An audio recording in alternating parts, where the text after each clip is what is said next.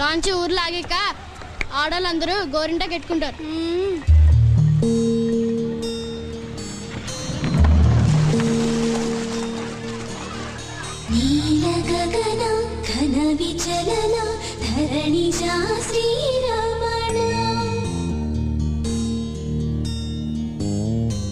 నీ వేళ్ళు ఎంత పొడవుగా ఉన్నాయమ్మా, చాలా అదృష్టవంతురాలు అమ్మా.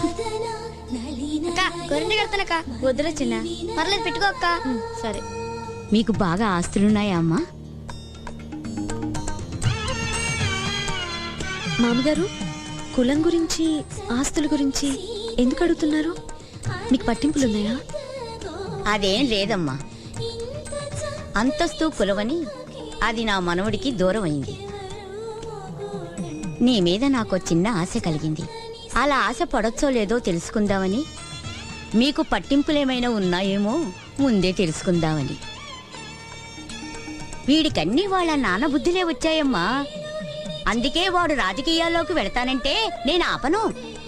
రాజీ పోతుందని నాకు బెంగలేదు, ఎందుకంటే వాడు బంగారం.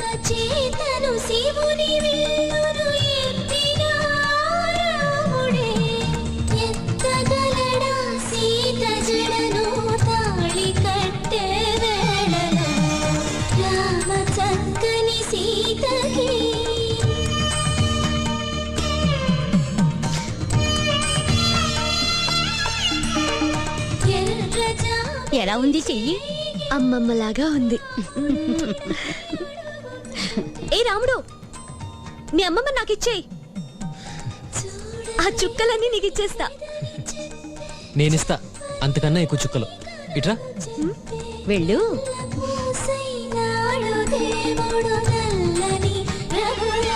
ఓయ్, ఎలా ఉంది?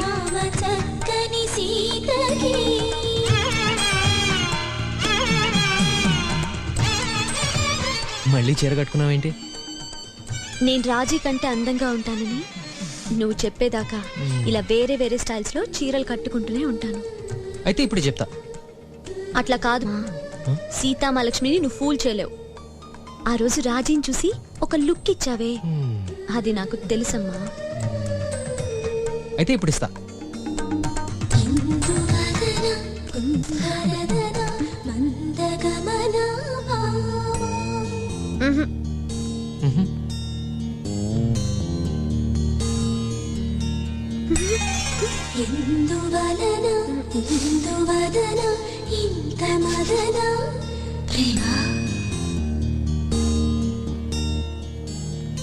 అమ్మా, అమ్మా, చెప్పవే, ఎలా ఉన్నావు?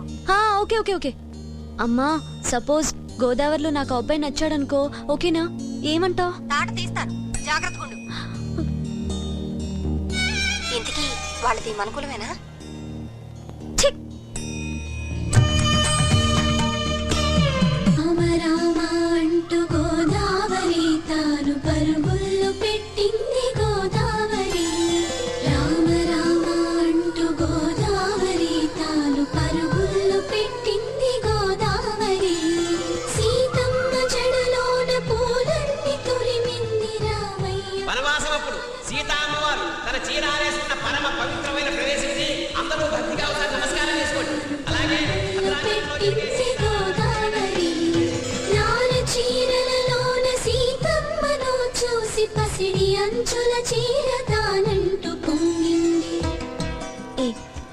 నేను చేయను. మీరు దండలు కడతారు కదా సీత, ఆ పని మేము చేయలేం. ఇక్కడి నుంచి పడ్డావంటే కాళ్ళు చేయో ఫట్టు. వెళ్ళి అక్కడ కూర్చో, మంచి టీ దొరుకుతుంది.